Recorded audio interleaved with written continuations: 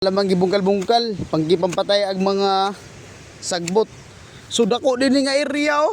Pitsay gyapon ni oh. Nani naka-ready tubig daan ta. Tako ni sa nga area. Plus dito sa Atikas kana. Pitsay na dia harbisono na. Kana da pitsay gyapon na dia.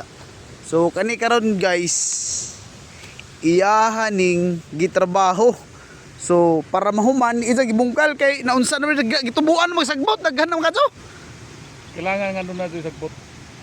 Para murag silbi. Murag silbi abono. Abono. Okay guys. Kinahanglan na sagbot para na ikabono. Patyon ra na. Ngalon ugat. Dako pa kadung trabahoon dire guys, pero humno ni karon guys. Muni si Aki. Merkado, kugihan kadto. Basta may tinanim, may aanihin. So nindot kadto biodria guys. Ano, grabe oh.